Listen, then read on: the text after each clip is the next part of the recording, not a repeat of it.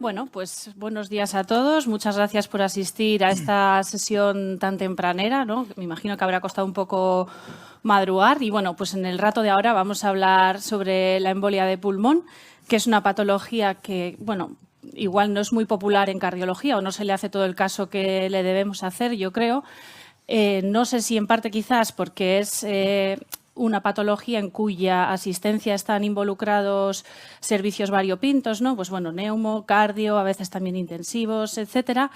Pero no por ello creo que es menos importante, porque es una patología con una prevalencia elevada, con una morbimortalidad asociada también considerable. Y bueno, pues para ello tenemos aquí a Octavio Jiménez, hemodinamista del Hospital de Navarra y un experto en el manejo agudo del TEP, que creo que nos va a hacer una puesta al día estupenda.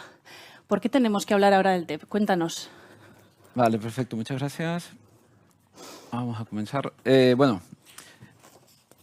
Lo primero, muchas gracias a la organización por la invitación a nuestro centro. Vamos a ver si esto va. Como ha dicho Irene, soy Octavio Jiménez Melo del Hospital Universitario de Navarra.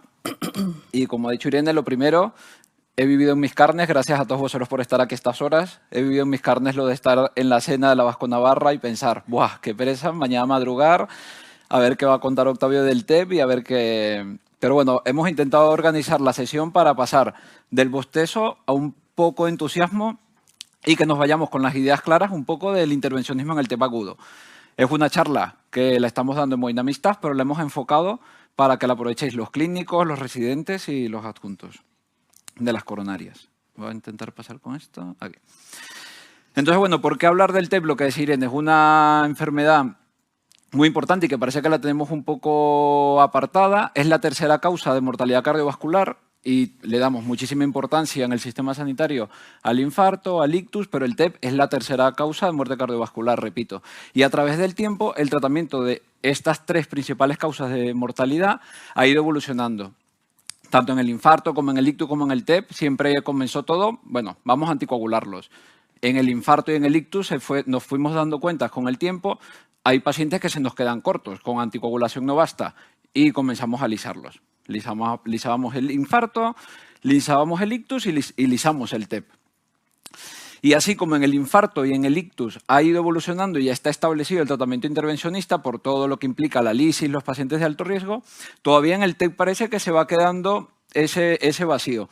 Pero para eso estamos aquí, para hablar que el intervencionismo en el TEP ya es el presente y claramente va a ser el futuro. Por eso queremos hacer este abreboca del papel del intervencionismo en el TEP. ¿Y por qué es importante? Porque es una enfermedad con muchísima carga. Tiene una mortalidad muy alta. Nos alarmamos muchas veces con el infarto, pero la mortalidad en el TEP puede ser hasta de 10% y de pacientes jóvenes. Si calculamos la calculadora del Riete, imaginaros una mujer de 60 años, vida activa, que puede haber tenido un esguince, haber estado esquiando y tener un traumatismo, inmovilización, tendría una mortalidad del 8%, una mortalidad muy alta que con otras enfermedades nos alarmaríamos. Y lo mismo, una mujer de 60 años, vida activa, trabajadora, que tenga un aneo de mama, si calculamos su mortalidad y que tenga un aneo de mama, su mortalidad puede ser hasta del 10%, es decir, que es una patología con muchísima carga clínica en cuanto a la morbimortalidad. Y para el sistema sanitario también tiene mucho impacto. De registros clínicos, donde tomaban en cuenta los datos clínicos de los gastos que implica el TEP, dijeron, pues mira, vamos a ver, ya que tenemos los datos clínicos, ¿cuánto se gastaba en los pacientes del TEP? ¿Cuánto gasta? Y no estamos hablando de Estados Unidos, sino de estudios europeos. Aquí vemos que a los 12 meses el gasto aproximado del TEP en rojo, el ingreso índice, y en azul, luego del alta, puede ser 20.000 euros. Era 20.000 euros en el 2015. Si lo llevamos a la inflación, sería actualmente 24.000 en el primer año de enfermedad del TEP. Y todos los gastos no son solamente durante el ingreso, que sería lo rojo. Estos pacientes tienen muchísimos gastos en visitas ambulatorias, en la anticoagulación, en nuevos eventos y luego en la pérdida de productividad. Muchas veces son pacientes jóvenes que tienen que dejar de trabajar, largas prolongadas, disneas, nuevos eventos, insuficiencia cardíaca.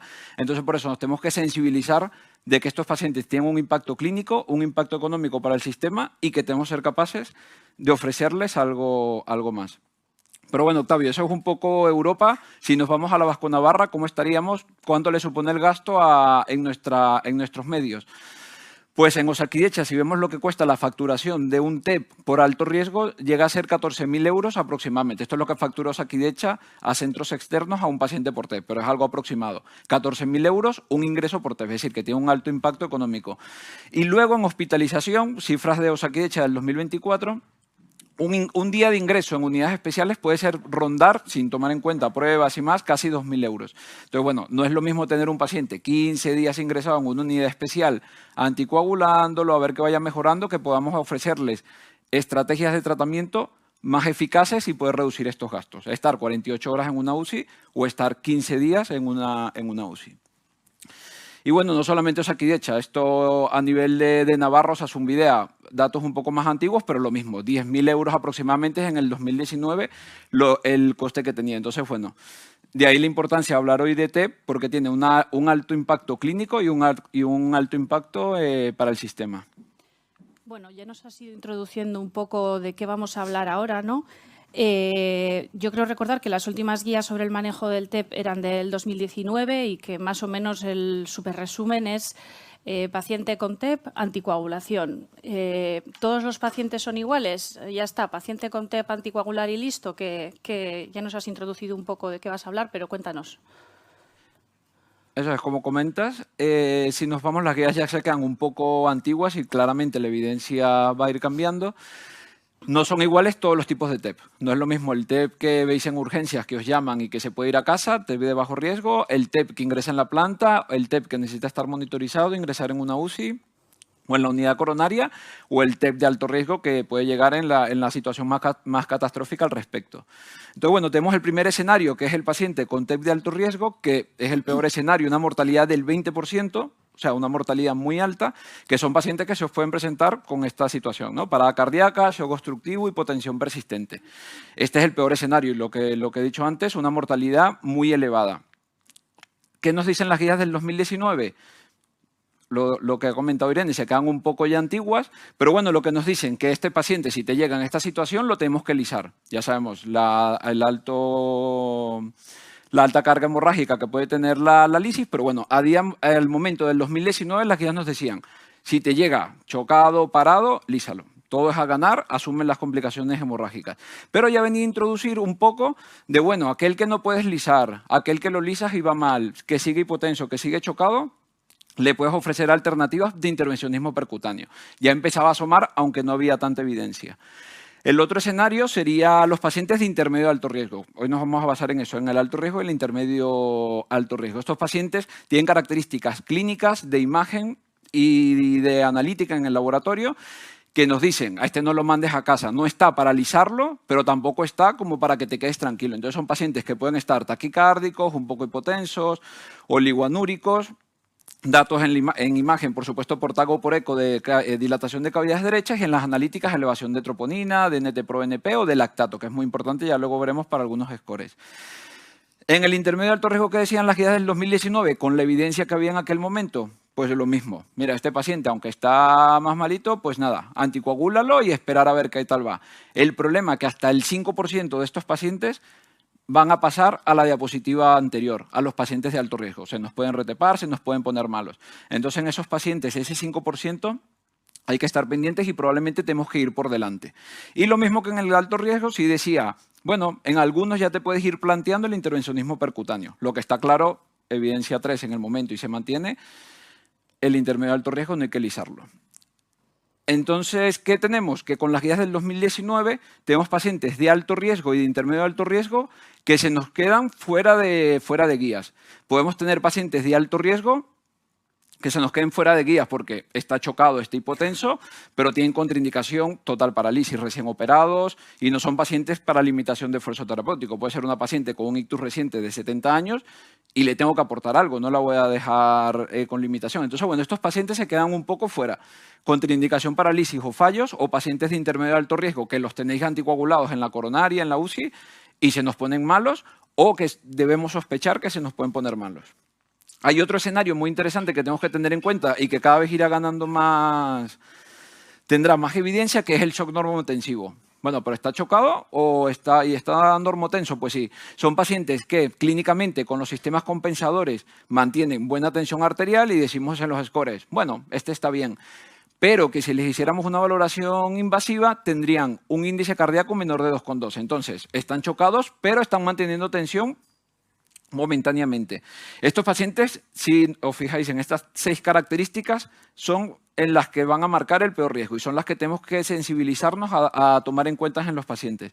Son pacientes que están chocados con tensión bien, pero que tienen elevación de troponina, elevación de BNP, un trombo cabalgado a nivel de las pulmonares. No es lo mismo un TEP distal que un trombo cabalgado en las pulmonares que se pueda retepar.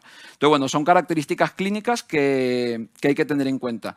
En este paciente específicamente de shock normotensivo no está claro. Los estudios, las guías te dicen anticoagúlalo y espera.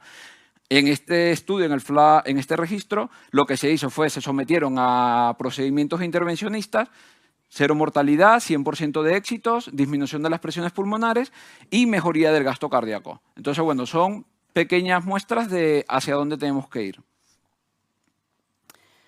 Muy bien. Está claro que el tratamiento parece que viene a empezar siendo más complejo que si fibrinoliso o no, si me la juego o no, y anticoagular y ya está, ¿no? O sea, es algo más complejo. Cuéntanos un poco cómo elegís para intervencionismo, qué pacientes metemos, qué opciones hay, cómo iniciamos en nuestro hospital este proceso, no sé. Vale. Pues bueno, vamos a empezar a ver un poco cómo tenemos que ir evolucionando en nuestros centros. ¿Qué nos dicen? Ya las guías en el 2019 ya nos hablaban de los grupos PER. Los grupos PER son grupos de respuesta al TEP y está claramente demostrado que los hospitales, los centros donde hay grupos PER, no es de, bueno, se reúnen y hablan. No, no. Está claramente demostrado que se disminuye la mortalidad de los pacientes donde hay grupos organizados al respecto.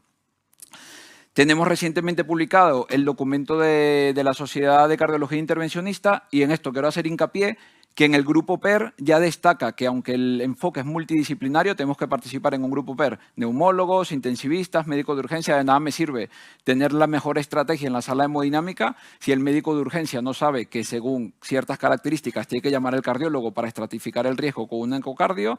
De nada me sirve que esté el cardiólogo y haga el eco, pero el intensivista o el médico de agudos no sepa qué dispositivos tenemos en la sala de hemodinámica y qué podemos aportar al paciente. Entonces, bueno, tiene que ser un enfoque multidisciplinario, pero yo destacaría esto, donde el papel de cardiología es crucial. Ya lo dice el documento de la sección de hemodinámica, en muchos centros se están creando otras ramas, pero ya lo pone en nuestro documento de nuestra sociedad y hago hincapié en eso. Cardiología es crucial. Cardiología diagnostica, hace el eco, estratifica el riesgo.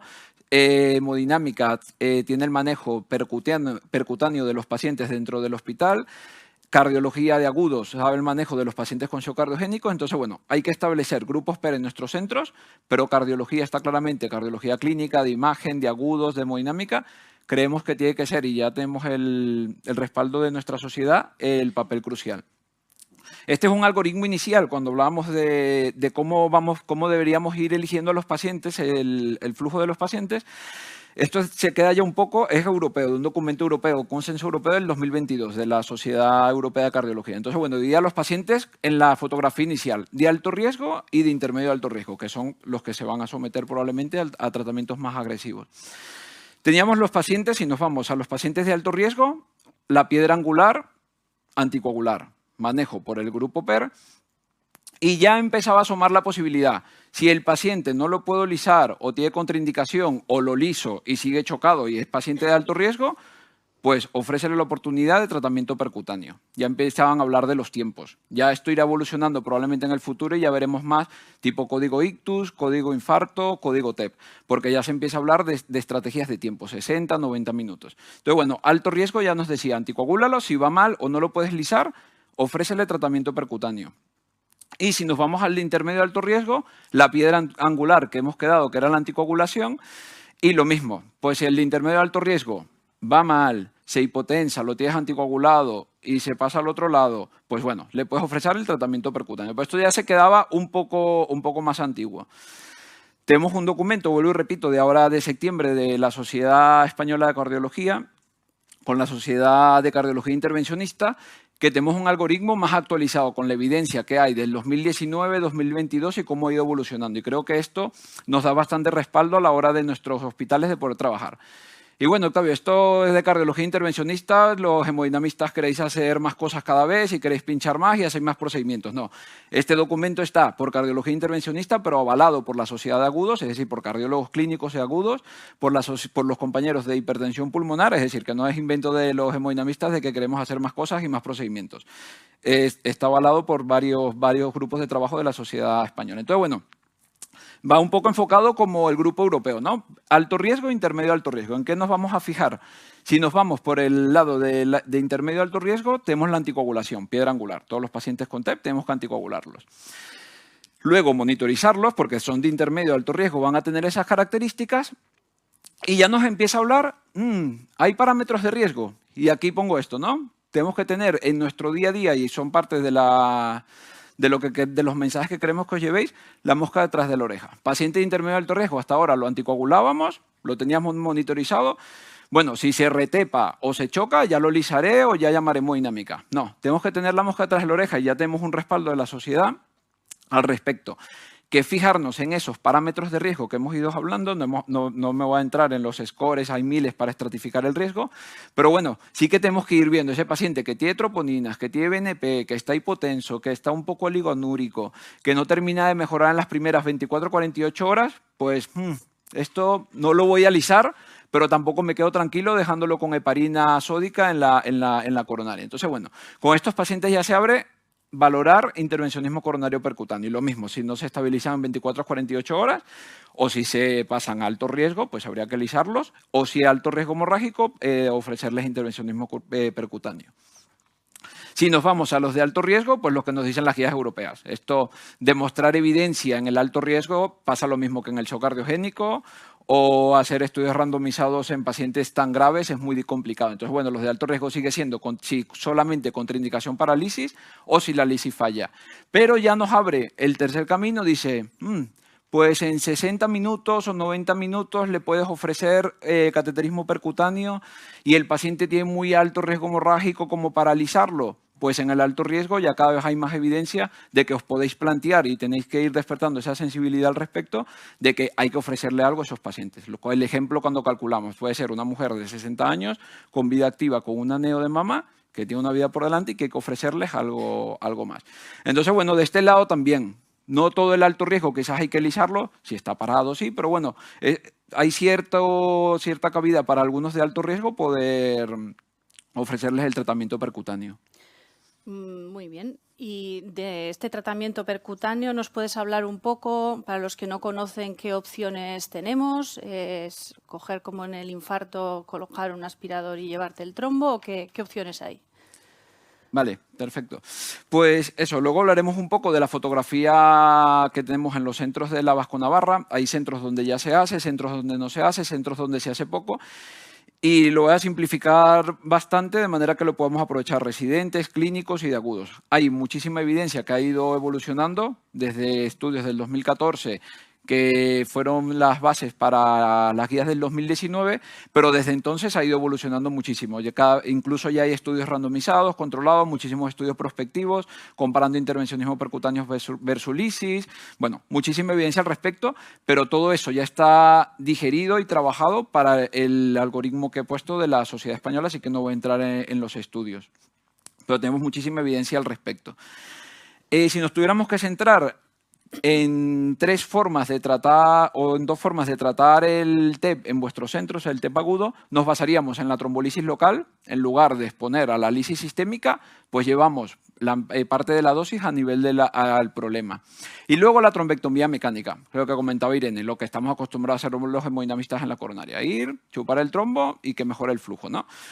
Y esto, en nuestro centro, en España, y por evidencia, nos vamos a basar en dos, la trombolisis local y luego, en cuanto a la trombectomía mecánica, principalmente dos dispositivos, que lo voy a presentar no para hemodinámica, sino para que os llevéis una sensación de qué es lo que hacemos cuando tenemos un TEP agudo.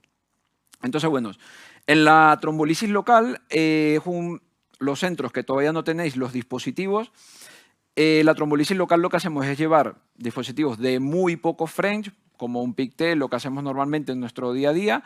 Todos los hemodinamistas sabemos hacer cateterismos derechos y es llegar a nivel de las pulmonares y administrar no la dosis sistémica de la lisis, sino un tercio de la dosis o según los cálculos de peso del paciente. Normalmente, donde hay más evidencia es con el alteplase y si no, con tenecteplase. Es barato, tenemos disponibilidad en todos los centros de hemodinámica, todos los hemodinamistas hemos hecho cateterismo derecho, sabemos llegar a las cavidades derechas, así que es bastante accesible. Podemos ir incluso por vías periféricas, puede ser en forma de bolo, pero donde hay más evidencia es dejar perfusión continua. Ir a las pulmonares, que se vaya soltando el lítico, se vaya disolviendo el trombo y vaya evolucionando. Aquí vemos un caso en nuestro centro, veis cómo el PICTEL se está llevando hasta las pulmonares, es un catéter bastante atraumático y lo llevamos a las pulmonares. Cargan la lisis, nosotros la administramos en bolo, pero bueno, hay dispositivos para dejarlo administrando durante 12, 24 horas y que vaya haciendo efecto. Ahí vemos cómo se pasa la pulmonar derecha con el PICTEL, es decir, que es bastante rápido, bastante atraumático, pocas complicaciones. Riesgos que tiene frente a la trombectomía mecánica, que hay que seguir administrando la lisis y no deja de tener riesgo hemorrágico. Pacientes con muy alto riesgo hemorrágico, pues le seguimos sometiendo un riesgo de 3-5% de hemorragias mayores. Entonces, bueno, si tuviéramos que poner una desventaja de la lisis local sería esta. Luego, tenemos dos dispositivos principales, los más usados, y haciendo un poco encuesta boca de urna de los centros de la Vasco Navarra, son los que tenemos disponibles. Uno es el FlowTriever y el otro es el dispositivo de Índigo Penumbra. Entonces vamos a comenzar con el FlowTriever. Voy a explicar solamente en qué consiste, no os asustéis. El concepto de la hemodinámica es muy simple, es llegar con un catéter a donde está el trombo y aspirarlo. El FlowTriever son catéteres de mayor tamaño, ya estamos hablando de 20-24 French, es decir, puede ser una desventaja o una ventaja, pero bueno, lógicamente tanto acceso supone, lo llevamos hasta la zona y como en el coronario con una aspiración manual, es decir, con una jeringa, aspiramos el trombo. Lógicamente se hacen múltiples aspiraciones y ahí vemos cómo sale la carga trombótica, pero consiste en eso, llevar el catéter 20-24 French a la pulmonar y aspiramos, como en el coronario. Luego tiene unos discos de nitinol que también ayuda a la extracción mayor de trombo, ahora veremos algunas imágenes que puede ser más entretenido, de la eficacia, y con los discos de nitinol también podemos sacar todo ese trombo que está adherido en las paredes. A modo curiosidad, uno de los problemas de estos procedimientos es que sacamos mucha sangre. Sacamos 500, 400 mililitros. El FlowTriever ahora dispone de un dispositivo de reinfusión. La sangre que aspiramos de las pulmonares se lo reinfundimos al paciente directamente. Y esto ahora sería una ventaja porque disminuimos la pérdida sanguínea del paciente. Entonces, bueno, tiene muchísimos estudios aleatorizados y bastante eficacia, tanto en el intermedio alto riesgo como en el de alto riesgo. ¿Qué sacamos? Pues estas imágenes. Aquí vemos que en estos casos puede que el tamaño del catéter sí que tenga que ver. Vemos ahí una imagen de lo que supone un 8 French, un 12 French y el 24 French del FlowTriever. Para bien y para mal. Puede tener mayor posibilidad de complicaciones hemorrágicas, de complicaciones del acceso, perdón, pero sí que se ha visto que a mayor tamaño, mayor flujo de tromboaspiración. Y así eso permite sacar estos churros de trombo de las pulmonares que con otros catéteres sería imposible. Aquí vemos cómo navega un cacharro de 24 French a través de la aurícula, ventrículo derecho, bastante atraumático y bastante seguro, a pesar de los tamaños que tiene. Entonces, bueno, parece un dispositivo que tiene bastante evidencia al respecto. Y con el FlowTriever veremos eso. Ahí ves el vídeo cómo sale ese churro de trombo por los tamaños que tiene. Y Octavio, ¿es importante sacar todo el trombo? Pues bueno, sí que se ha visto. Lo primero es la seguridad del paciente. No podemos estar 8 horas sacando trombo hasta que exsanguinemos al paciente. No, hay que tomar en cuenta la seguridad del paciente, pero parece haber una relación entre todo el trombo que dejemos que produzca obstrucción residual de las pulmonares y que eso pueda tener que ver con eventos en el seguimiento, que esto hay que hacer más estudio, pero que ese trombo que luego hacemos tag, pacientes que se quedaron con mucha carga trombótica, mayor riesgo de mortalidad, mayor riesgo de recurrencia, mayor posibilidad de insuficiencia cardíaca y disnea y mayor posibilidad de enfermedad tromboembólica crónica. Esto todavía hay que generar más evidencia, pero puede tener que ver que mientras más trombos saquemos y simplificamos, puede que los pacientes vayan mejor. Siempre respetando la seguridad del paciente y que el objetivo no es subir esta foto a Twitter, sino tener una respuesta hemodinámica en el paciente, que es el objetivo. Luego vamos al dispositivo de Índigo, que no voy a entrar mucho aquí porque luego lo presentaremos el caso en directo, bueno, en directo grabado, y es lo mismo, es un dispositivo muy parecido. Llegamos a las pulmonares con 12, 16 French, que ahora tenemos el de 16 French, y la diferencia es que en lugar de aspirar con una jeringa, es una aspiración mecánica. Es una aspiración mecánica, una presión negativa que produce un flujo. Y este dispositivo que vemos ahí con la lucecita verde se llama tromboaspiración inteligente. Pues detecta el flujo continuo y si hay un flujo continuo para, de manera que no estemos examinando al paciente y chupando, sino que es intermitente. Si detecta trombo, sigue aspirando y si no. Entonces, bueno, puede tener ventajas en ese respecto de disminuir la extracción de los pacientes. El 16 French está recién sacado, así que bueno, ya iremos al respecto. Pero bueno, esto sería un poco el resumen de los dispositivos que tenemos y hacemos a boca de urna a nivel de la Vasco-Navarra. Muchas gracias. Has hecho una puesta al día magnífica. Hemos aprendido un montón. ¿Tienes algún caso clínico para poner en práctica todo esto que hemos aprendido ahora? Eso, estuvimos comentando un poco, Irene y yo, eso, de mostrar un caso para que veáis que no es... Ayer veíamos el caso de los brazos robóticos y todo lo que implica ciertos procedimientos. El caso, más que saber cómo se hace, es que os quedáis con una sensación, los que no sois hemodinamistas, de que no implica una parafernalia. Ya para nosotros implica un procedimiento como un caso más.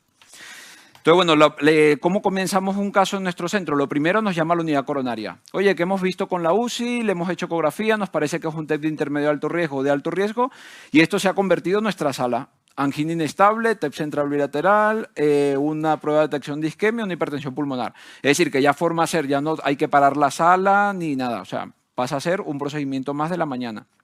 Cuando nos activan, lo primero que hacemos es ir a nuestro algoritmo, a nuestro documento y revisamos, porque no es algo que hacemos todos los días. Oye, ¿qué material había que preparar? ¿Qué hay que sacar? Entonces, bueno, sacamos todo el material. El caso que voy a enseñar es caso de Índigo Penumbra, no con el FlowTriever. Y ya vais a ver lo sencillo que es el caso. Necesitamos un acceso arterial, que no es un drama, lo hacemos en los cateterismos diagnósticos rutinariamente, o en la coronaria lo tomamos con 5 French, o si no, con el catéter de monitorización, para que luego en la coronaria lo tengáis monitorizado. Esto nos va a servir para monitorizar el paciente la presión arterial y la extracción de gasometrías para ver cómo va el paciente. Y luego el otro acceso, que puede ser el que tenemos que tener más cuidado, aquí vemos cómo se está funcionando con ecoguiado, nivel de evidencia 1A en las guías de anestesia. Son cacharros muy gordos, así que tiene que ser siempre ecoguiado, pero aquí vemos que con el acceso del eco no supone mayor problema. Estamos hablando de introductores de 12, 14, 20, 24 French. Entonces tenemos que hacerlo con toda la seguridad para el paciente. Lo primero que hacemos, porque no es solamente el técnico, voy y aspiro, no. Medimos las presiones, vemos las presiones en las pulmonares, sacamos gasometrías para ver el pre, el durante y el después. Subimos para esto, subimos con un Swan Gun a través de la tricúspide, siempre con un catéter Swan Gun para evitar cargarnos la tricúspide, y llegamos hasta las pulmonares y medimos las presiones. El siguiente paso, pues el introductor 12 16 French. Ahí vemos cómo enfermería, para que os hagáis una idea del tamaño, está preparando el introductor, tiene dilatadores, pero bueno, ya no estamos hablando de un cateterismo convencional de 7 French, ya estamos hablando de 12, 14, 20 o 24 French con el FlowTriever. Pero bueno, ahí vemos cómo el compañero lo está introduciendo a través de la femoral, que la ha funcionado con bastante seguridad con la ecografía y que tampoco supone mayor complicación. Nosotros, por suerte, hasta ahora no hemos tenido ninguna complicación grave cuidando todos estos pasos. Y luego viene el momento de la tromboaspiración. Ya tenemos un acceso radial, un acceso femoral, que eso en la sala nos cuesta 5 o 10 minutos. Y ya veis que no supone mayor parafernalia y vamos ya a tromboaspirar. Este caso, como he dicho, este es el dispositivo Lighting de Índigo.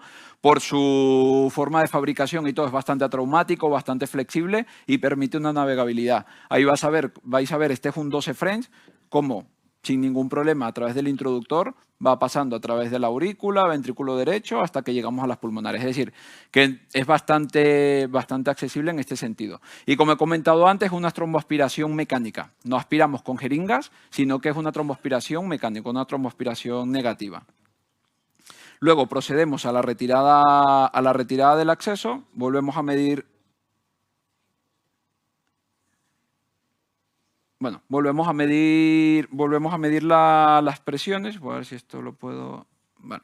Bueno, volvemos a medir las presiones y procedemos a la retirada del acceso. La retirada del acceso, los que tienen más experiencia, los arritmólogos, hemos aprendido el punto en 8 que de las venas, que son los que tienen más experiencia en accesos grandes a nivel de vena, sutura punto en 8 y últimamente estamos utilizando el ProGlide, lo mismo que se pone el ProStyle, lo mismo sutura, cierre percutáneo con sutura. Entonces, bueno, esto sería para que os quedéis con una imagen de lo que supone una duración de 1 hora, tampoco hay que mover Roma con Santiago, es un procedimiento bastante rápido y bastante intuitivo si se siguen todos los pasos. Muchas gracias. Ha sido un caso muy bonito, muy didáctico. ¿Y sabe si se está aplicando este tipo de terapias en nuestros ámbitos territoriales? ¿Cómo es la situación actual en la Vasco-Navarra? Sí, eso, hemos hecho un poco como encuestas a boca de urna, no son datos oficiales para nada, esto es totalmente de vía WhatsApp. Oye, ¿estáis haciendo, no estáis haciendo? O algunas veces que hemos tenido grupos o congresos o nos hemos reunido. ¿Y cómo está la cosa en la Vasco-Navarra? Voy a mostrar 2 diapositivas de la experiencia en Navarra. Antes del 2023 había una serie de aproximadamente 13 pacientes.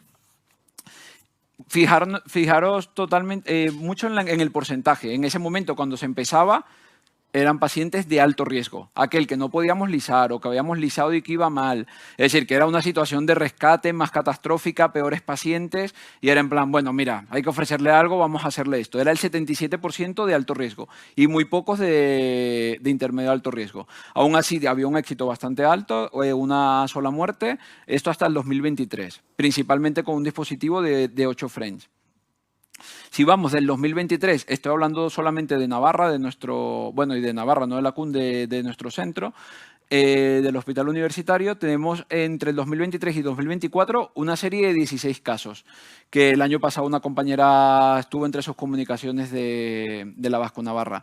16 casos, una media de edad de 50 años, lo que voy, son gente jóvenes, no son pacientes para limitar, gente activa, más o menos 18, tenemos gente de 30 años incluso.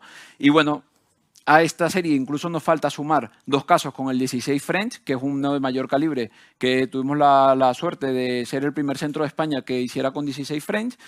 Y luego 4 casos más con 12 French. Es decir, que esto, por lo menos en nuestro centro, va claramente en ascenso.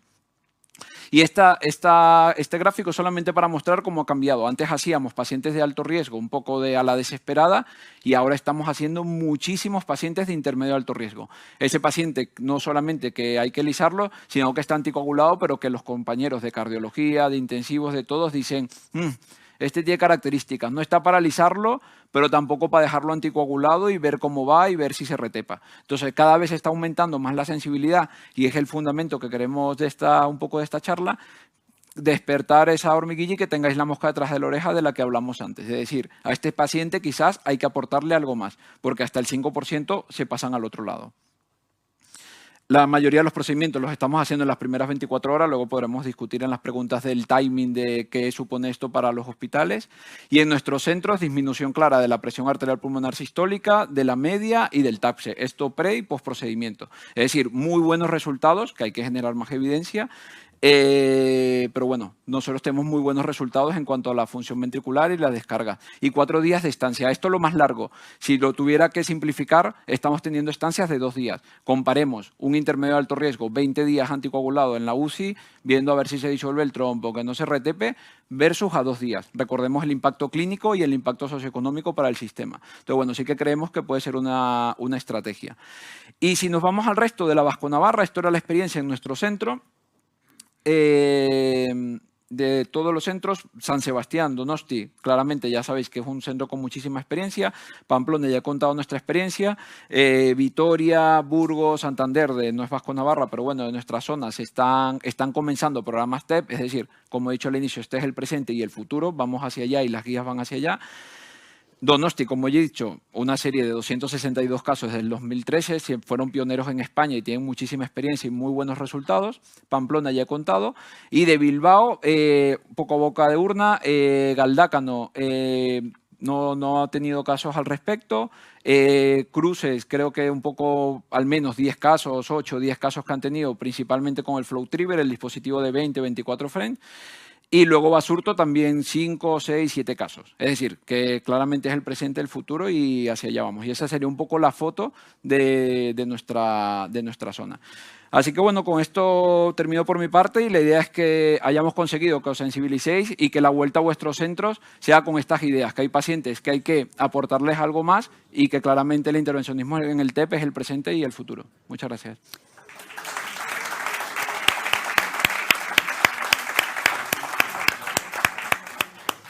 Pues muchas gracias, Octavio. Ha sido maravillosa la sesión. ¿Tenéis alguna pregunta?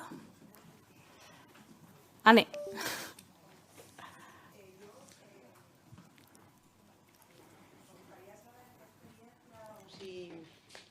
Gracias. Hola, buenas. Me gustaría saber si soléis hacer, entiendo que no, por lo que habéis explicado, procedimientos híbridos en los que uséis la aspiración mecánica y el fibrinolítico intrapulmonar.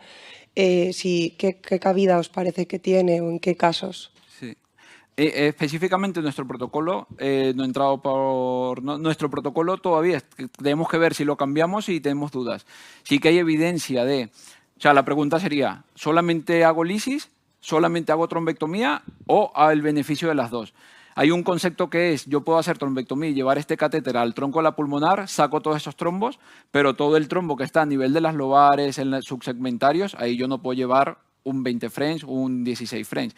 Entonces ahí puede tener un poco papel la lisis local y nosotros en nuestro protocolo, en nuestro centro, en el, no sé, diría 90% hacemos eso. Hacemos lisis local por el concepto de favorecer la disolución del trombo a nivel de las ramas y luego hacemos trombectomía mecánica para la carga trombótica en la principal, sobre todo trombos acabalgados o en las principales. Pero tenemos estos resultados que he mostrado son de lisis más trombectomía. Y el feeling parece que es bueno sin tener grandes complicaciones hemorrágicas, de hemorragias mayores, me refiero, con lisis local, que es una dosis bastante básica. Entonces, bueno, sí que lo hacemos. ¿Y la lisis local la hacéis solo durante la duración del procedimiento o dejáis un catéter durante 12-24 horas perfundiendo? En nuestro caso, lo que tiene más evidencia es si vamos a todos los estudios, lo que tiene evidencia es que debería ser perfusiones de 12 a 24 horas, incluso es lo que recomienda el documento de la SEC, y con alteplase, que es lo que tiene más evidencia al respecto.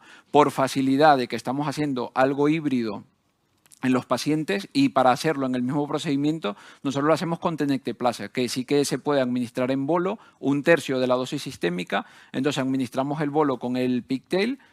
El pigtail también en muchos casos nos puede ayudar a hacer un poco de trombectomía mecánica, de romper el trombo, y luego ya hacemos la tromboaspiración mecánica. Pero nosotros en nuestro caso, pero esto no te puedo decir que sea para copiar, porque el documento nos recomienda que sea alteplase en perfusiones.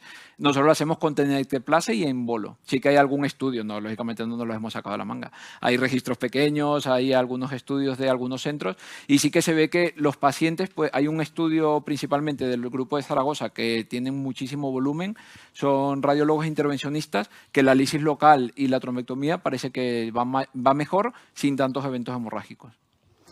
Nosotros también hacemos eso, o sea, aspiramos y colocamos el fibrinolítico y utilizamos también el TNK en bolo. Y mi pregunta es, ¿lo pones al inicio, o sea, subes, mides presiones, pones el fibrinolítico y luego ya te pones a aspirar? ¿O veis un poco qué sensación de cómo aspiráis, cómo queda y al final dices, voy a ponerle el TNK? Si vamos a nuestro protocolo es primero la trombolisis local y luego realizamos la trombectomía. Como cada vez está saliendo más evidencia de quizás con la trombectomía basta, no hace falta que sometas, aunque sea un 5% de riesgo, sí cada vez estamos algunos compañeros dentro del grupo yendo más, mira, voy a tromboaspirar, si mejoro hemodinámicamente y tal, pues evito la lisis. Entonces, sí que estamos encaminándonos un poco más a que quizás tromboaspirar y luego, según el parámetro hemodinámicos o si vemos que queda muchísima carga trombótica o lo que sea, poner la lisis local. Pero bueno, estamos ahí en esos pasos a ver qué... Vale. ¿Alguna cosa? Muchas gracias.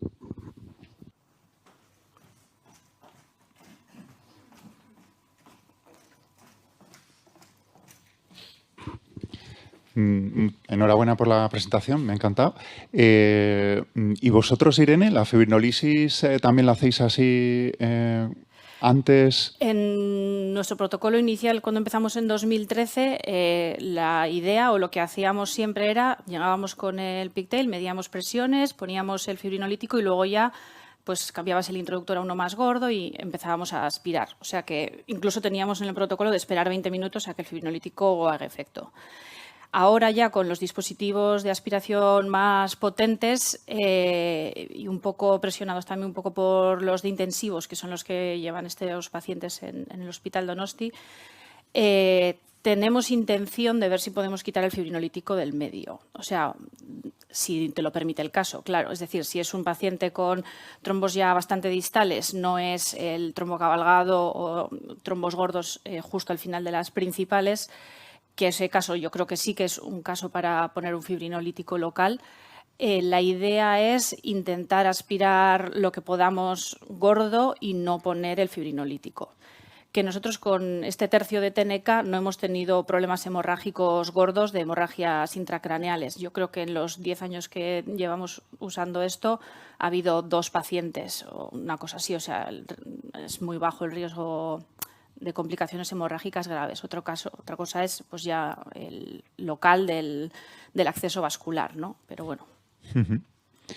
Y luego otra pregunta para Octavio. Si a lo largo de este año de experiencia, estos 2 años con un protocolo en auge y con casos en ascenso, la valoración del riesgo intermedio alto se ha ido modificando desde el principio del protocolo que se pone. Si es una valoración estructurada o si en relación a los buenos resultados se está ampliando la indicación. Sí. O sea, lo que está claro es lo que he comentado de los grupos PERT. O sea, eso está claro y tener establecido. Y nosotros estamos caminando un poco hacia eso, a tener un grupo PERT bien establecido. Lo que tú dices, claramente hay un efecto llamada. Los intensivistas, los compañeros de la coronaria, pues todo el mundo ve, ya hemos visto lo que es el procedimiento y dice, joder, es algo rápido, sin complicaciones, me mejoras al paciente y me lo llevo bien a la coronaria o a la UCI, pues esto me está gustando. Entonces, eso puede hacer un efecto de que cada vez llamen más y nos pidan más pacientes. Pero aún así es muy importante lo que dices, la estratificación de riesgo, esto tiene que ser elemental. Hay muchísimos scores en los que no he entrado porque ya sería una charla más con otro aspecto, pero bueno, los scores están claros y yo creo que hay que hacerlo vía el grupo PER y que no dependa de quién esté de guardia. Yo creo que este sí, yo creo... No, hay que tenerlo establecido en los centros con los scores claros que hay que valorar, scores, el índice de shock, bueno, un poco los que hemos comentado antes y que esté todo establecido mediante el grupo PER, que no quede al albedrío. Y sí, claramente han ido evolucionando. Antes era el que estaba chocado y ahora nos fijamos, bueno, troponina, BNP, mucho trombo en la arteria pulmonar principal en el TAC, abrimos el TAC para revisarlo, entonces bueno, sí que ha cambiado la estratificación de riesgo y cada vez nos piden más porque por suerte hemos tenido buenos resultados y la gente se está animando, los clínicos y los intensivistas. Vale. Yo quería hacerte una pregunta respecto un poco a este grupo de pacientes, ¿no? De riesgo intermedio alto. Nosotros tenemos un comité de TEP que nos reunimos todos los meses, los de intensivos, neumos, los intervencionistas que en el hospital son cardiólogos, o sea, somos cardiólogos, ¿no? Vienen hematólogos, los de urgencias y hablamos un poco sobre qué pacientes meter o no.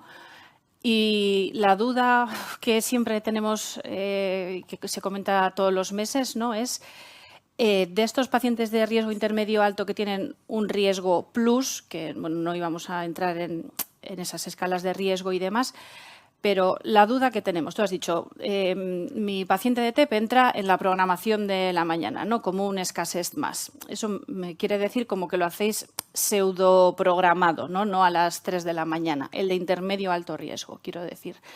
Que mi sensación en estos años que he atendido a estos pacientes es que hay veces que sí que tienen esos datos de riesgo plus cuando llegan a la urgencia de que ha sincopado, está taquicárdico, el lactato está ahí limando y a la mañana siguiente, cuando te lo traen a la sala, ya ha tenido tiempo un poco de darle la vuelta a ese ventrículo derecho a esa situación de sobrecarga le has puesto su anticoagulación y ya el perfil del paciente o esos datos de riesgo plus ya no están. Entonces, ¿eso qué quiere decir? Que ya no tengo que entrar. Es nuestra duda, ¿eh? Si lo seguimos metiendo y Vale. Es una pregunta difícil. Sí. Bueno, yo creo que de abreboca la pregunta, que puede ser interesante, es el tema del timing, ¿no? Cuando hacemos estos pacientes, y esto iremos evolucionando las unidades de hemodinámica. Hay centros que están diciendo de hemodinámica, mira, yo no quiero saber nada del TEP, ya tengo con el código infarto, todo lo que tengo, la estructural, y yo no quiero que me llames a las 3 de la mañana a hacer un TEP. A lo que como concepto, que hay centros que el timing es importante. Si me vas a llamar a las 2 de la mañana, a las 3 de la mañana, si este paciente puede esperar al día siguiente a las 8 de la mañana y lo hago como un CATE programado de la mañana, bueno, el de alto riesgo está clarísimo, ya las guías nos dicen, el de alto riesgo, si tiene indicación de intervencionismo coronario percutáneo, hay que trabajarlo en el momento de que está malo el paciente. Ya lo pone el documento, que es un respaldo al respecto, si queremos formar grupos de hemodinámica en ese sentido, que tienen que ser grupos como los que tenemos, de 24/7 y que el paciente se pueda hacer de madrugada si lo necesita. Los pacientes de intermedio alto riesgo, nosotros hasta ahora, si el paciente, según la estratificación de riesgo, se suele esperar, si no está muy hipotenso, muy taquicárdico, lo solemos esperar a la mañana. Suele ingresar en la coronaria o en la UCI donde ingrese y nos lo suelen comentar a primera hora. O sea, por un intermedio de alto riesgo, muy plus, lo tienen que ver como para que lo hagamos de madrugada. Hemos tenido situaciones que nos han dicho, joder, por estar esperando a las 8 de la mañana, tuvimos una muerte de un chico que se retepó en la madrugada, 50 años. A lo que voy, que no todos, el 5% hay de estos intermedios de alto riesgo que por esperar puede que se nos vayan al lado de alto riesgo y quizás ya sea tarde, pero el intermedio de alto riesgo, si tuviera que hablar de generalidad, yo creo que puede esperar perfectamente a las primeras. Y el documento pone, valóralo las primeras 24 horas. Y los pacientes son dinámicos como todos, como el dolor torácico, ¿no? Tiene dolor torácico, tengo que activar código infarto. No, se le quitó el dolor torácico, ya, pero era un código infarto hace 5 minutos. No, pues ahora no tiene dolor torácico, ha normalizado el ST. Yo creo que lo mismo en el TEP. El paciente de intermedio de alto riesgo, si tiene la suerte de que durante las primeras horas va evolucionando, ya no está taquicárdico, ya no está hipotenso, se estabiliza en la coronaria, yo creo que se puede contemporizar y decir, bueno, vamos a ver, y es lo que hacemos, vamos a ver las siguientes horas si finalmente hay que hacerlo. No porque había que hacerlo a las 3 de la mañana, hay que hacerlo a las 8 si el paciente ya está mejor. Yo creo que el paciente es dinámico e irá cambiando. Gracias. Espero haber respondido, que sabes cómo más... Sí, lo que nos dicen a nosotros los intensivistas es que lo que has contado tú, ¿no? Uno que no llegó a la mañana siguiente, que de repente se choca y no lo sacas. Ellos lo que dicen es que aunque mejore un poquito, como ha tenido esos datos de riesgo plus, que esperar no les gusta a la mañana siguiente. O sea, porque no sabes cuál que está bien, de repente se va a hundir y no lo vas a sacar. Porque ellos te dicen que no te van avisando, me voy taquicardizando. No. O sea, pum, de repente... Sí. Yo creo que hay 6 parámetros que sí que hay que tener en cuenta, que fue la diapo que puse del estudio de los pacientes de shock normotensivo, lo que hablamos, estoy chocado pero estoy con la tensión bien, que son características que sí que quizás tendríamos que tener en cuenta, aunque el paciente esté e ir por delante, que era eso, ¿no? Un trombo, si vemos el TAC y tiene un gran trombo a nivel de la arteria pulmonar, un trombo cabalgado, que como eso se desplace al iniciar la heparina o al pasarlo de cama, lo que sea, se nos va a retepar, o muy taquicárdico, muy hipotenso, pues en eso sí que ir un poco por delante, pero bueno, variará. Es difícil, elegir el paciente. Sí. ¿Alguna cosita más?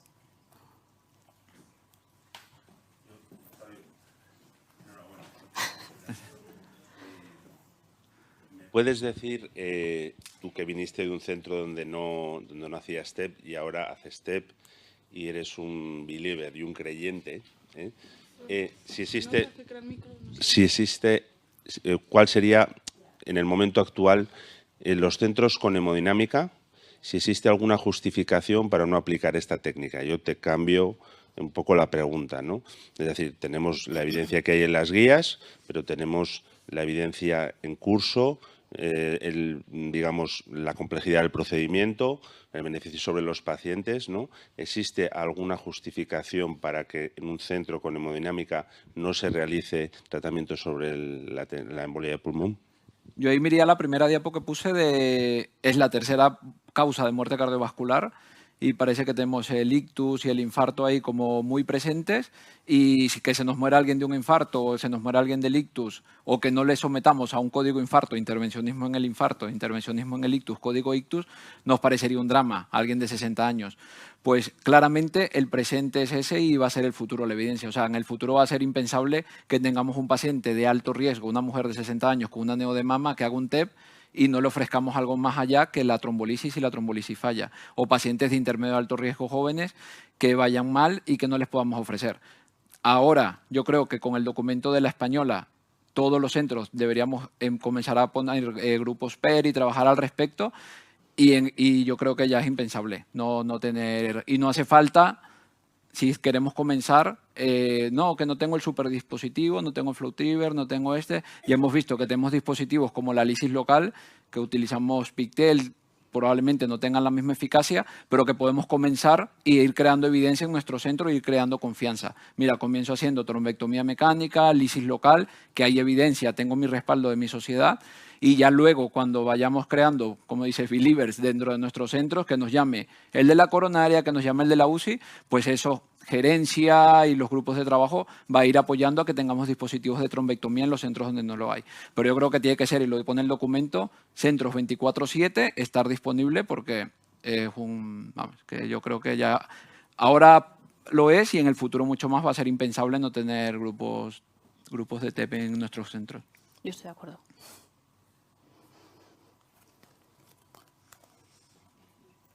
Bueno, pues muchas Pues gracias. nada, damos por finalizada la sesión.